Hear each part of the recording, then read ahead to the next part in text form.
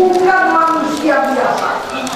Walaupun dengan rendah hati beliau mengatakan, innama ana basyarun mithlukum. Saya ini kata Nabi sama dengan kamu. Ini kerendahan hati Nabi kita Muhammad SAW.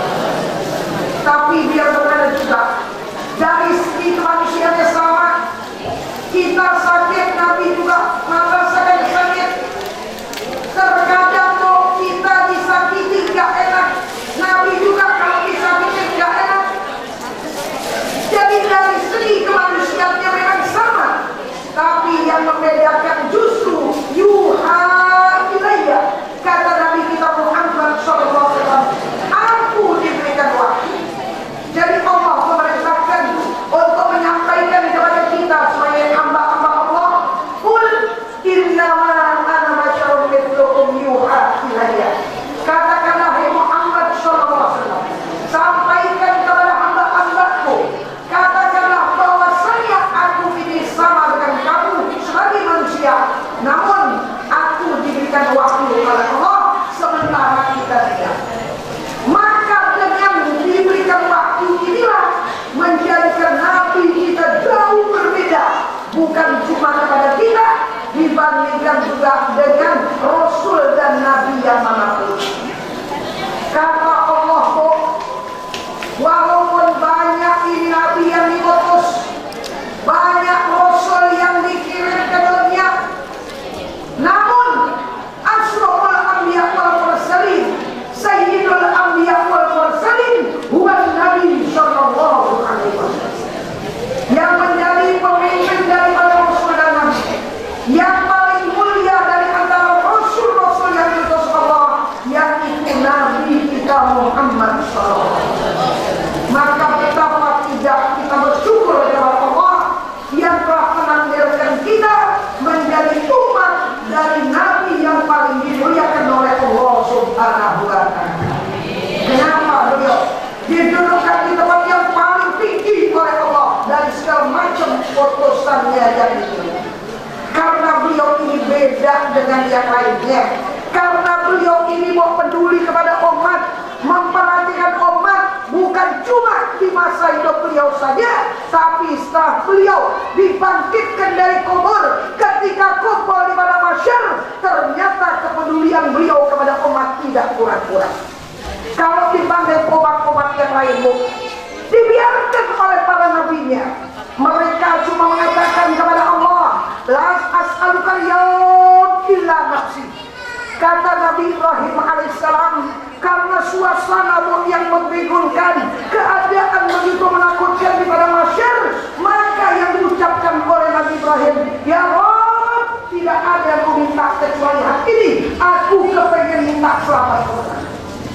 Begitu juga dengan Nabi-Nabi yang lainnya, kecuali Nabi kita Muhammad SAW.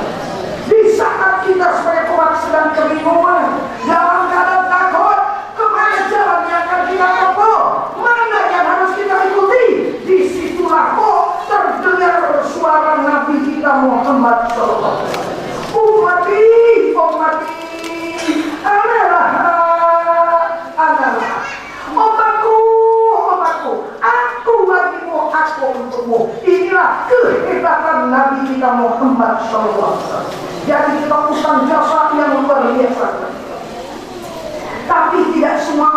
makhluk yang mengaku sebagai umat beliau bisa diselamatkan.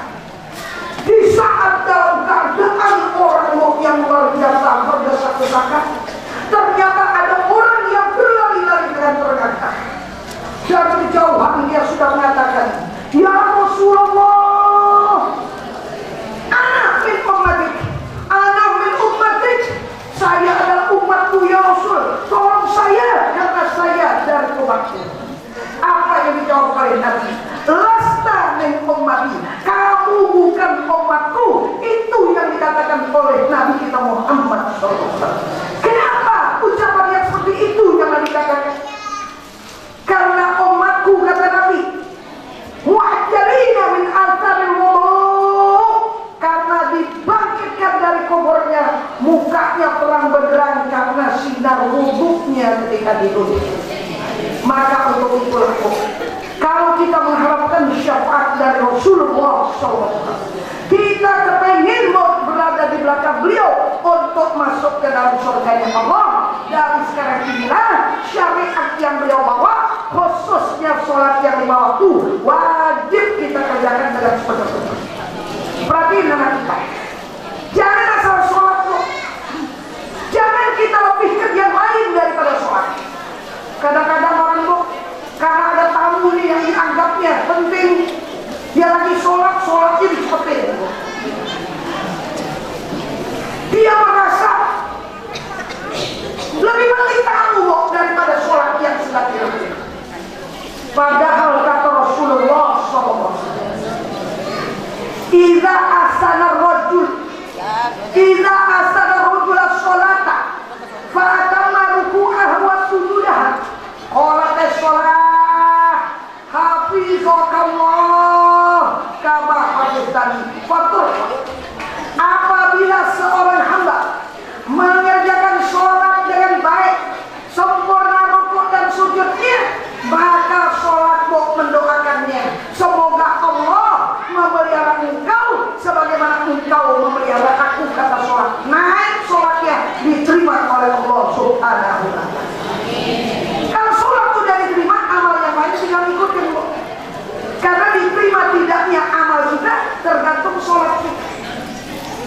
Tapi bahwa tidak asa as-sholat fala yutimu ruku'a wa sujudah, qalat as-sholah dhayya'akallah kama dhayya'tani. Apabila sholat dikerjakan tidak sempurna rukuk dan sujudnya, ya Allah, dia anggap sepele itu sholat. Dia tak pelajari untuk ilmu fikih tentang syarat rukunnya sholat. Yang penting sama dia ngerjain sholat.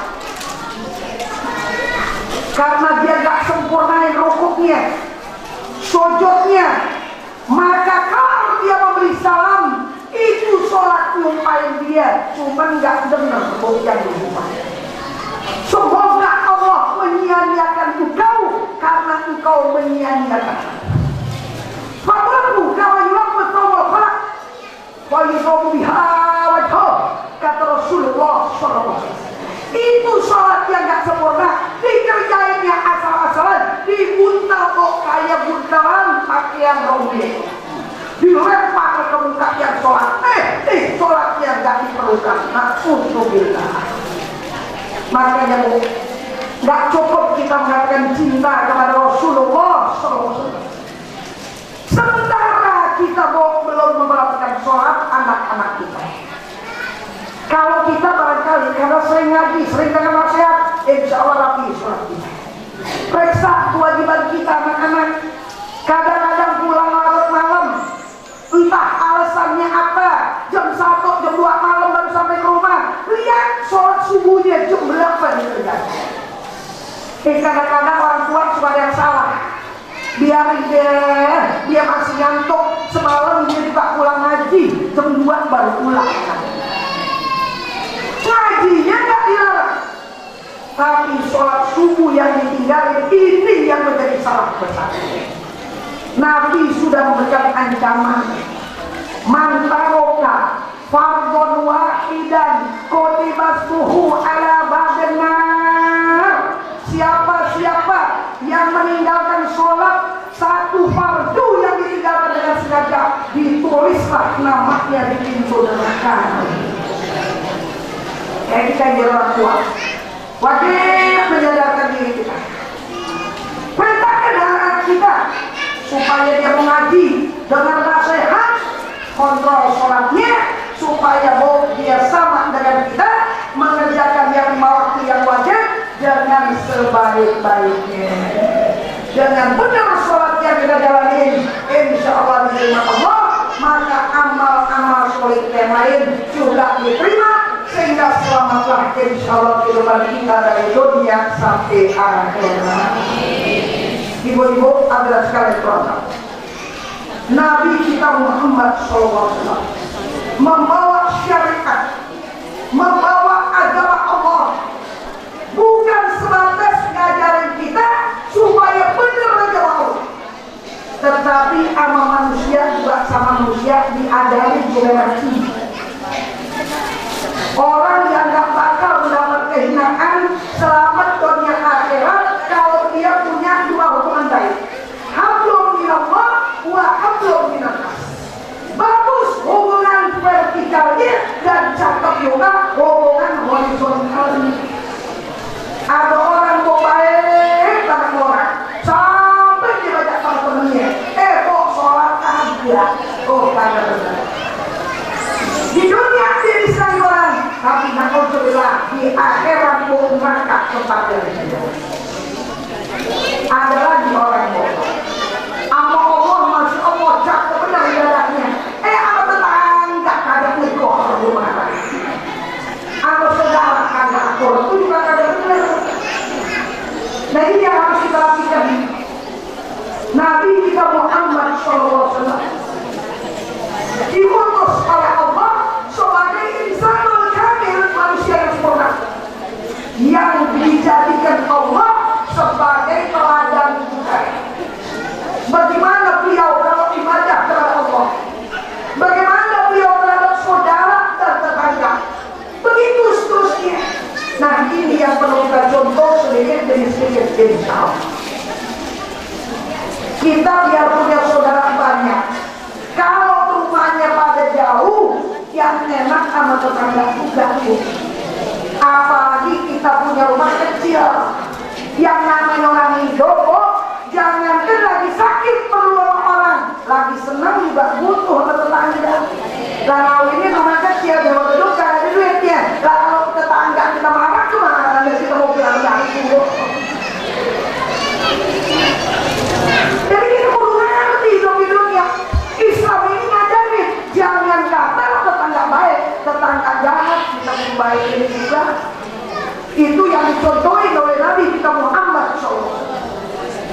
Bukan cuma beliau kok yang baik kepada tetangga, sampai diturunin tuh sama sahabat-sahabat tabi'in terus ke bawah. Ada Imam Sahal bertetangga kebetulan sama orang Majusi, tuh nyembah api di Majusi.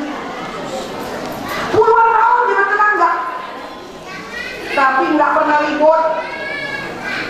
Sekali waktu nih tetangga si Majusi nih kepengen tahu nih tetangga Imam Sahal apa sih yang dibuangin tuh air tiap hari, buangin air seember keluar.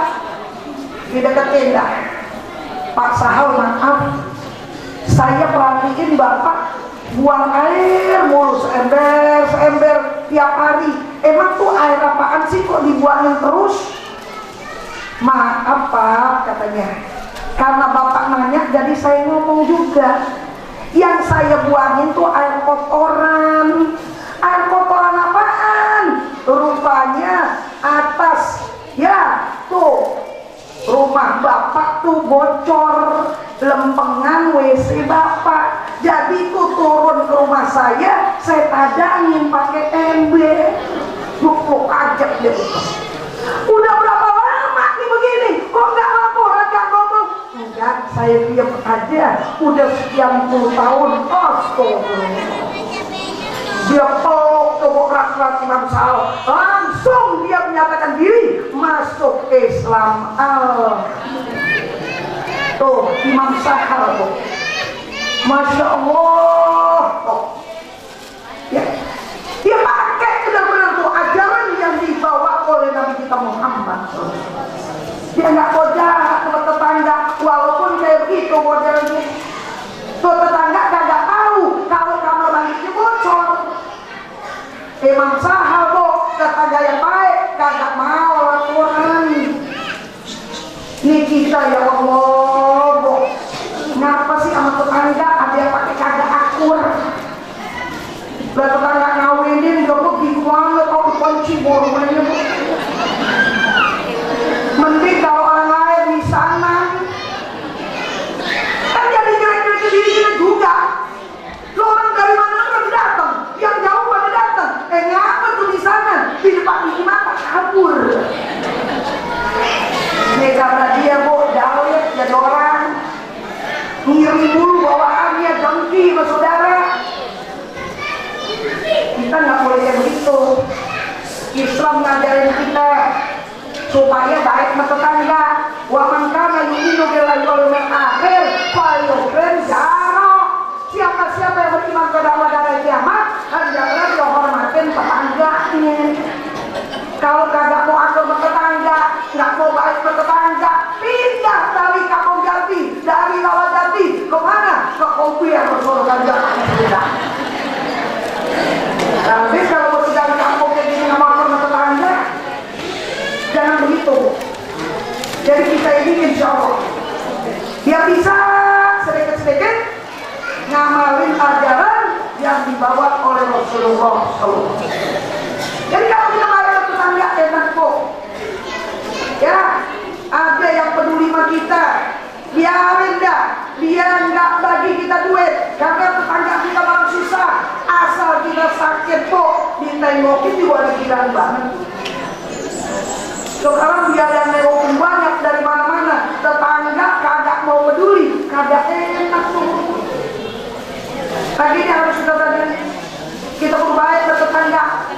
Jangankan tetangga kita orang Islam, saudara, sejarah, oh udah 3. Memang menurut peribahasa al-aqorib kal-aqorib katanya. Al-aqorib kal-aqorib, tetangga bertetangga sama saudara kayak kala jengking, tanpa diantuk. Kita bagi nggak ada bekasnya, kita ngasih nggak ada terima kasihnya. Ya udah bu, yang penting kita ngaji dengan nasihat kita amalin. Yang penting kita punya, kita bagi saudara. Emang ada jadi dikit. Kadang-kadang saudara orang lain dikit. Ya Allah, terima kasihnya berkali-kali. Giliran saudara dikasih gede, ya segede buat bagi. Padahal kan dia kemarin ngalah perakutan dalam kebunnya 2 karung namanya. Itu masih bagus dibagi bu. Mau bagi banyak ibu lah beli. Emang yang bagi ibu doang. Nih yang gak beres kalau begitu pokoknya. Jadi mudah-mudahan ya kita banyak kenal sehat, kita biar sabar, terutama ngadepin tetangga, apalagi bertetangga ke saudara. Biar kita sabar, insya Allah baiknya kita bertetangga. Itu suatu bukti sempurnanya iman kita. Jadi insya Allah. Selanjutnya ibu saudara sekalian, kalau sama tetangga kudu baik, apalagi sama orang yang serumah. Kadang-kadang lagi belum bisa bawa pindah, udah bertindak di situ buat nyampur orang tua. Ya Allah bu, bukan dia pada akur, malah ribut nggak berhenti. Kalau kata tumpah punya duit, udah dibeliin ibu gedong 100. Nah duit kagak, dia laku lagi nyata. Kadang-kadang orang tua masih perut dada aja tuh. Padahal ibu udah beranak. Ya Allah, orang tua masih nyakitin aja. Biar ibu gak pukul orang tua. Ibu tahu itu gak boleh. Tapi ibu berantem sama saudara ibu, itu sama juga nyakitin orang tua kita. Kadang-kadang orang lain bisa akur, saudara sendiri kadang mau akur. Padahal emaknya, bapaknya sama, diri juga. Apaan yang bisa dibutuhin bu? Jadi harus kita sadari. Dan itu harus dibuang. Dan itu bakal habis buat amal kebaikan kita di gragotin kemudian. Hasad itu kok lebih kejam dari kanker stadium 4. Orang kalau kanker boleh itu pada pengertian doang, tapi kalau yang namanya orang ada dengkinya tuh bakal masuk ke dalam neraka. Kenapa? Kebaikannya habis dimakan oleh dengki. Al-Hasan yaqul hasanat kama taqul narul haub. Kata Rasulullah SAW, dengki itu dapat memakan kebaikan sebagaimana api memakan kayu. Biar rumahmu kalau kebakar bakal habis tuh amal. Biar dia banyak amal kebaikannya, tapi kalau dengki aja di hati nggak bakal diterima amal kebaikannya kalau Tegaknya Nabi kita, luasin Nabi kita, yang memberi, yang menolak, yang memberi, yang mencegah, itu cuma Allah. Kita cuma jalanin sebabnya doang. Jadi jangan kita dengkiin orang yang kaya, jangan kita mau hinain orang yang miskin. Ini memang kadang-kadang orang tuh kalau punya penyakit dengki mau udah salah ya. Orang yang kaya kita biara tuyul. Kalau sih kayaknya gitu, anak masih kelas 2 SD udah beli motor, nih sih gak bakal ada, pasti dia tuyul loh. Itu orang kalau dia dengki itu motor, ada yang dikata itu motor. Ini kan malah miskin bilangin sama dia, ngapain lagi pakai bilangin dia, rusakin suasana dia kata dia. Dia diajakin bebas, oh dia kalau diajakin, orang yang mau aja katanya nyusahin kita, lagian merusak suasana, aturan kita tak ya jelek kan gitu. Dan orang kalau dengki gitu, orang kaya dikata dia tuyul, yang miskin dihinain, itulah orang kalau dengki. Makanya pantas kok orang dengki itu amal kebaikan yang terima. Lah kalau kebaikannya udah tak punya kok neraka tempatnya harusnya. Maka ini mudah-mudahan dengan kita memperingati hari kelahiran Nabi kita Muhammad SAW, bukan sekedar hadir tidak dari satu majelis majelis lainnya, tapi betul-betul insya Allah kita biar bisa ajak diri kita untuk mengikut syariat yang dibawa oleh Rasulullah SAW. 100% tidak gampang kita ngikutinnya, 50% pun masih sulit untuk kita nyunturnya, tapi insya Allah sedikit demi sedikit mudah-mudahan sampai kita datang ajal kita sudah benar mengikuti Rasulullah SAW. Ibadah sholat terutama jangan diabaikan, kerjain dengan benar, pelajarin tuh ilmu fikih tentang sholat, karena sholat ilmu yang menentukan diterima atau enggaknya amal kita. Nah mudah-mudahan hubungan kita kepada Allah baik, sesama manusia juga baik. Marilah terus kita jalan persatuan dan persatuan kita, bukan cuma kita akur sama orang lain aja, tapi juga bisa akur sama saudara.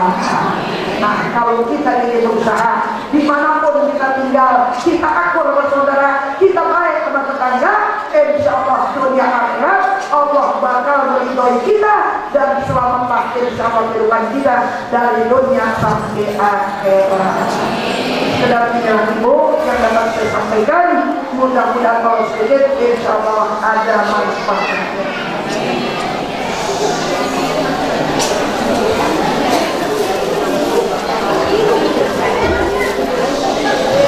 Ibu dan sekali terhormat, mari kita baca Fatihah sekali lagi.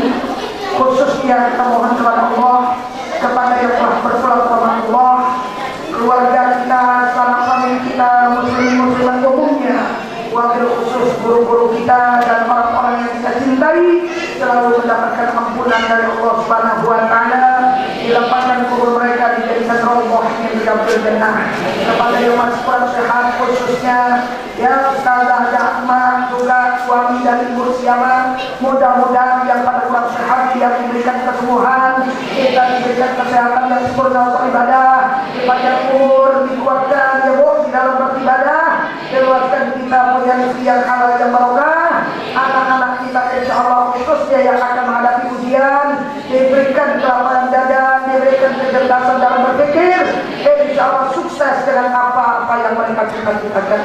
Mudah-mudahan kita semua yang dalam Quran dikeluarkan rezeki yang halal berkat beribadat, dikarunia putra dan putri yang solih dan solihat, diberikan ilmu yang bermanfaat, diselamatkan dari dunia sampai akhirat. Anak dunia berkuliatin solihah wa ila hidrotin Nabi Al-Fatihah.